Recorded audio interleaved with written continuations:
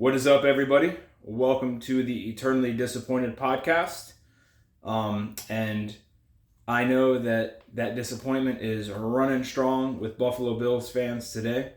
I learned my lesson a long time ago to not put my eggs in their basket, but a lot of people are still haven't learned their lesson yet. But it was a wild weekend as far as football goes.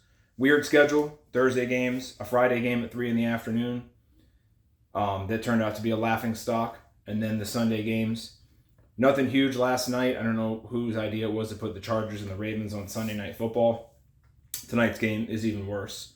It's probably not going to get any ratings, but I actually will check out some parts of that game because I'm curious to see how Joshua Dobbs does. Because I think that guy not being on anybody's roster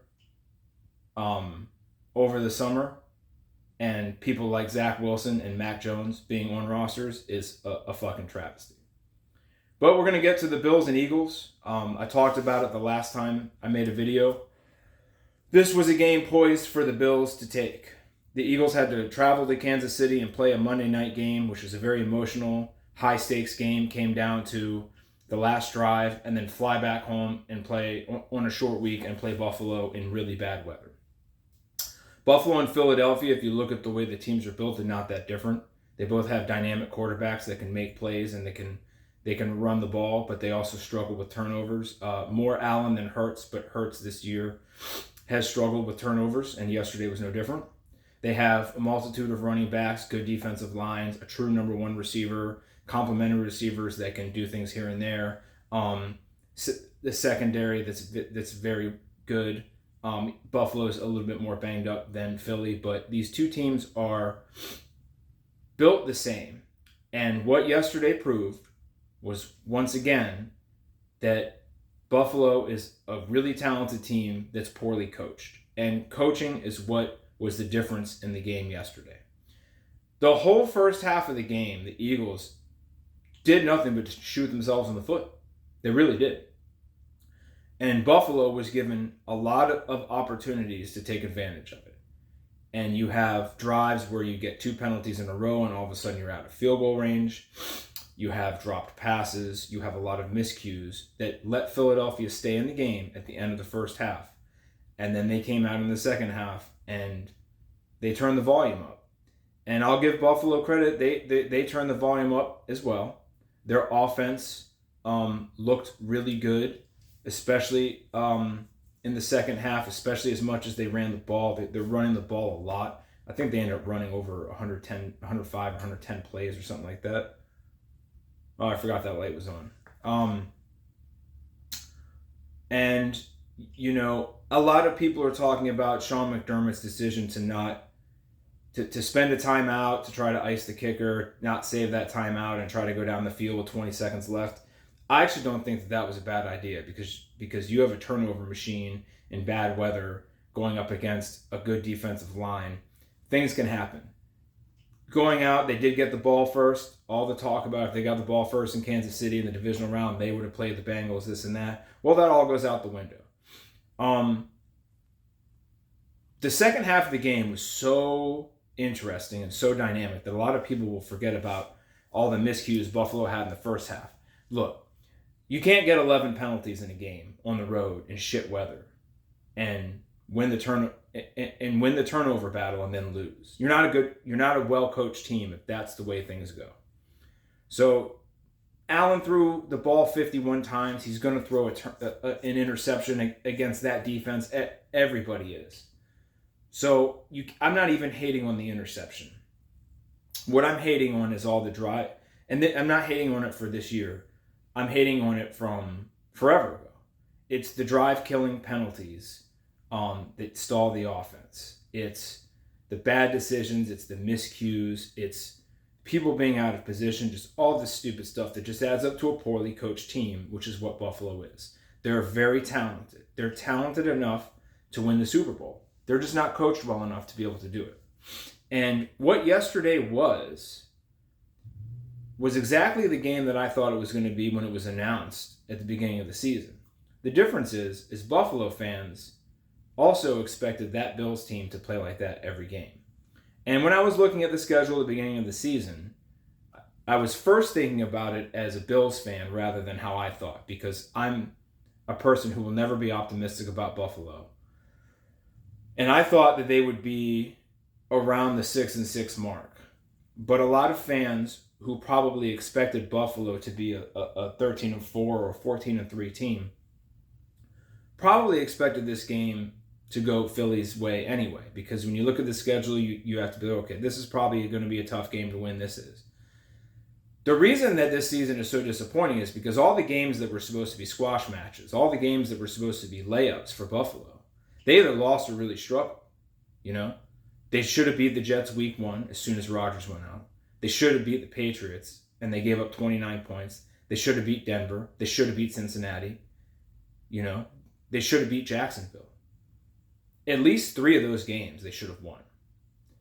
But now that they enter the tough phase of the season, or tougher, it's like you can't lose these games now, because the games that you were supposed to win, preparing for these games to be tougher, and you may not come out on top. You lost those games, so now your playoff chances, you're 10th in the AFC. You're 10th in the AFC. Think about that. So, everything that went down in the game yesterday, I'm not sitting here harping on one or two things. It's just, this is collectively who Buffalo is. They're a really talented team that, when all the talent is working right, goes out and looks good. The problem is these little intangible bullshit things that happen because they're not a well-coached team. Take the last play on offense that they had in overtime, where a bomb blitz is called and Davis is running a corner route and Allen throws it up the seam. I've heard both sides of the argument. I've heard some people say we're always taught, even if it's a blitz, just run your route and he'll hit you. And I've heard other people say that if you have an outside route and you see him call bomb blitz, just go across the dude's face and go inside and he'll hit you, because there's going to be no defenders there because they're all blitzing.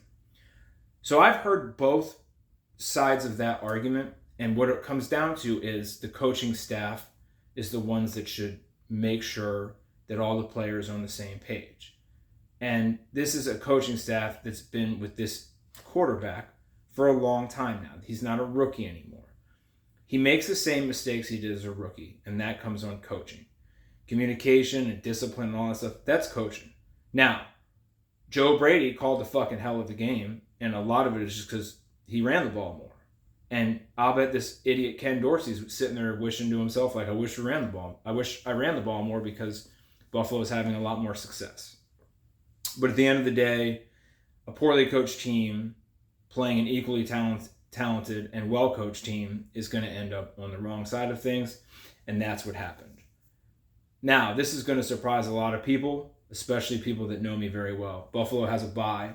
Next week, there's a bunch of garbage football games. It's mostly squash matches. Buffalo comes back and they go to Kansas City. I think Buffalo wins that game, because I think Kansas City is a good team, but I think they're frauds. I think they've had a very easy schedule. The only really good team, they beat Jacksonville very early in the season before Jacksonville had kind of figured things out. But the only really good team that they've beat is Miami. And they didn't even score. They scored 14 points in the game, and they beat Miami. Miami's also another fraudulent team. But Buffalo doesn't have to worry about them, because week 18, Miami's not going to be playing their starters anyway. But Buffalo has a game against Kansas City, and then they host Dallas. I think that Dallas is even more frauds than Kansas City. I think Dallas is a team that wins a bunch of squash matches against shitty teams, and then when they play a real team, they get their asses kicked. So I think that Dallas is going to come into Buffalo and get their asses kicked. That being said, I still don't think Buffalo is going to make it to the playoffs. But it's a little bit different now, because with Cleveland, with Watson going out and with Burrow going out for the season, it does make me think that maybe Buffalo can squeeze that 7th seed. I don't think Indy is mature enough to hold on to that. I think Houston's going to be there. I think 2 teams from the AFC North are going to be there. So Buffalo's going to, or 3 teams from the AFC North, 2 wildcard teams. So Buffalo's going to have to figure out how to get into that mix. Pittsburgh seems like a team that at any second could fall off a cliff and lose the rest of the games for the season. That's a way for Buffalo to get in, but the AFC is wide open because of how mediocre everything is. And even the teams that have good records are frauds. Kansas City and Miami are not as good as their records make them seem. They've just played a lot of teams that aren't good at all. And even at one point yesterday, Kansas City was down 14-0 to the Raiders. So it's going to be interesting seeing how that happens. But I see Buffalo doing something dumb like losing to New England or losing to the Chargers. They can't lose to New England again. New England, I don't know what the fuck that is. So that's that for the Buffalo game. That's my thoughts. Like I said, I've seen the coaching problems for years, so I'm not surprised how the game went. It's just funny to finally see everybody hopping on with how bad of a coach McDermott is. He got them to a certain point, and then he just let the wheels fall off. The only game that was available early in my local network was the Jaguars Texans game. I don't care for either of those teams. I really don't. I only watched it because I just wanted to have something on the television while I was watching Red Zone on my phone and keeping up with the early games. And I will say this. If I'm a Houston Texans fan, I'm fucking livid. That game was 100% bullshit. The amount of fucking pass interference calls called against them that led to scores for the Jaguars is ridiculous.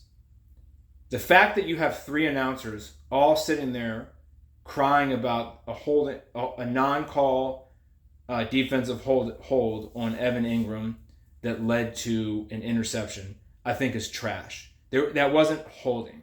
They were playing football. And then I think it was 4 pass interference or defensive holding calls on third downs or drive stopping downs that all got called for Trevor Lawrence because the league is rigging it to make him the next rival to come up to battle with the Burrows and the Mahomes and all those guys. And it's fucking bullshit. I'm surprised that the fans weren't throwing shit at the referees when they left the field. But I will also say that the NFL is made up of a bunch of bitches. And I mean the players. The players in the NFL are fucking bitches. Because they have a players union that does nothing but make the game harder for the defensive players, making playing offense easier, but you get less talented people to do it, which is why you have people like Kenny Pickett missing wide open receivers. And I think that Demeco Ryans, for a guy who had a reputation for how tough of a player he was, is a fucking pussy. Because for all that to happen to Houston and him just stand there with his arms crossed like this, man, if I was him, I would have grabbed the referee and I would have fucking lost my mind on him. And I would have stormed in the field, I would have caused the game to be delayed, and I would have made Roger Goodell come down there and explain to me. Roger Goodell, the corrupt piece of shit commissioner, by the way. I would have made him explain to me how I just had 4 pass interference calls in a row. So I think that NFL fans need to finally get fed up with how football is being run. Because the league is dictating what they want the teams to do. They're dictating that they want the refs to call pass interference pretty much if you fucking sneeze too hard within 5 yards of a defender. And it's fucking ridiculous. I'm not one of these people that thinks we should bring back blindside blocks and horse collar tackles, which, by the way, it wasn't a horse collar against Allen. Look up the definition of a fucking horse collar tackle and go watch what the dude did. It was to the side and around. He didn't pull him down from his back behind him. So shut the fuck up on that. But I really think that NFL fans need to come together and say, look, this is a shit product. The NFL is making things stupid, and then they're trying to rig it with the referees. And I think people should just stop watching the NFL until Roger Goodell is removed as the commissioner. And I think it's Damari Smith, or is it Troy Vincent? It's one of the two is the NFL Player Commission. I say until those guys are gone, until Roger Goodell's gone, we're just not going to fucking watch football anymore. Because the shit that's going on in these games is irate. Like, it's nonsense, you know? Just because Vegas has a betting line, that doesn't mean that referees should be sitting there controlling the fate of a game. Houston should have won that game. And I don't like Houston. I don't like them at all. I don't like their stupid helmets. I don't like their stupid red uniforms. I don't like their stadium. But I don't like the Jaguars either. I couldn't care less about who won that game yesterday. But I don't like bullshit. On top of everything,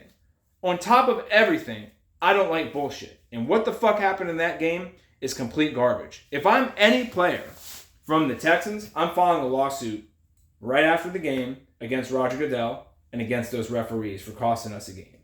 I'm going to town, and somebody needs to expose the NFL for what they're really doing.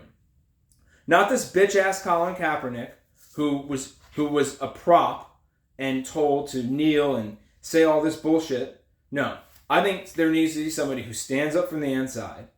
And Tom Brady was the guy that could have done it. But fuck Tom Brady. Because Tom Brady wants to sit here and be the reason that the NFL, or part of the reason that the NFL is so soft around quarterbacks, and then come out the year after he retires and says, yeah, there's a lot of mediocrity in the league. There's a lot of mediocrity in the last 5 fucking years you played. Okay? Because Brady wasn't that good the last 5 years that he played. But he had a bunch of referee help, and he had a bunch of rules that allowed him to excel. One thing I think that's fucking dumb about the NFL is why does the number 1 seed get a bye? There's no other sport do you have to win less playoff games than the other teams in the playoffs, except for football, and I can't figure out why. But that's not even why I'm upset. I'm upset about these bullshit pass interference calls, these bullshit roughing the passer calls, this bullshit illegal contact or defensive holding. Let these people fucking play football. This is a fucking game. Let them play. But they basically make the defenders tie both hands behind their back and still call penalties on them. And I can't stand that shit. You know what else I can't stand? I can't stand people that get paid millions of fucking dollars to not do their job. How do the fucking New York Jets not score 1 point on offense or special teams in one half of a football game? Even the defense gets a score for them, and the special teams can't even get an extra point. If I was Woody Johnson, I would have come downstairs. I would have fired everybody except Sauce Gardner and Quentin Williams, including Robert Saleh. Because I'll be honest, they had that play at the end of the half, the end of the first half, where they try a Hail Mary, and they let Javon Holland run that shit out of the end zone all the way back and score a touchdown. And on his way to the locker room, they asked Robert Saleh, and his first words were, yeah, that was unfortunate. Yeah, that was unfortunate. That this happens to your team, and the most fired up that you can get is to say, yeah, that's unfortunate. I would have fucking fired him the second I saw that interview. I would have fucking come down the stairs from my owner suite, and I would have been like, come here right now. Get your shit and get the fuck out of my building. Because that is the fucking prime example of pathetic football play and bad decisions and stupidity. And you're going to ask this motherfucker to pay hundreds of millions of dollars a year, and that's the product that you give him. I can't stand that shit. And unfortunately, bad offense is all around the league. The Patriots, for some reason, have this idiot quarterback. The Jets have this idiot quarterback.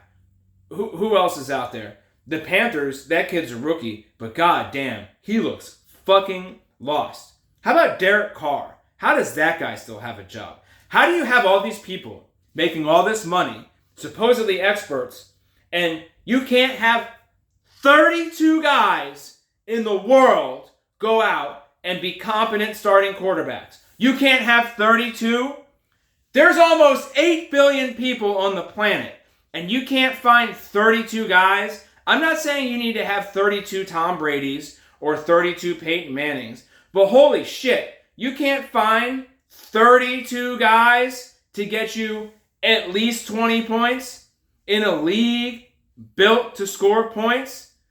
I must be out of my fucking mind. It's fucking baffling to me how these people still have jobs. But I went off on a tangent there, and I'll go make a whole video about that. This is about the bullshit yesterday and this past weekend with the referees, and I know I went into the Jets because that was god-awful too. Same with the Redskins, how pathetic they looked against the Cowboys. The Lions losing was not much of a surprise. The Lions are a team that is a year away from being ready to win. But yeah, the referees, it has to stop. And the only way it's going to stop is if NFL fans say, you know what, until the product goes back to what it used to be, or at least somewhat of what it used to be. Let guys hit a little bit. Let the defenses play. It'll make offensive players have to be better. It'll make quarterbacks have to be better. But Roger Goodell, who's a fucking rotten scumbag, corrupt piece of shit, it is the one that's residing over all this. And unfortunately, the NFL is made up of a bunch of bitch-ass players, and I will fucking call them bitch-ass players to their faces, and a bunch of bitch-ass coaches like fucking Demeco Ryans. I thought Demeco Ryans was a tough guy as a player, but he's going to sit there and listen in his headphones as his fucking team gets 4 pass interference calls, and he's going to say yes, massa, because he answers to fucking Roger Goodell. Instead of being a man and walking out on that field and telling these referees, if you throw one more bullshit flag, you're not making it out of this stadium. My team will beat the fuck out of you. And before enough cops come to stop us from beating you, you're not going to go home today. Cut the shit. I understand that refereeing is hard, but these guys are fucking professionals. And they need to act like professionals and not call the game to make it so that fucking weirdo looking Trevor Lawrence gets a victory. It's garbage and I can't stand it. So that was a little bit of a tangent. I didn't mean to make the video this long. I've just fucking had it with stupidity. And unfortunately, there's a lot of it in this world. That being said, big UFC fight this weekend. It's not a pay-per-view, but there's quite a few good fights on it. I'm going to do another video coming up soon. I think Dariush and Sarukian is a fucking banger of a fight. I'll give you my thoughts on that next time. Until then, don't take life too seriously like me. Stay frosty, motherfuckers. We'll see you on the other side.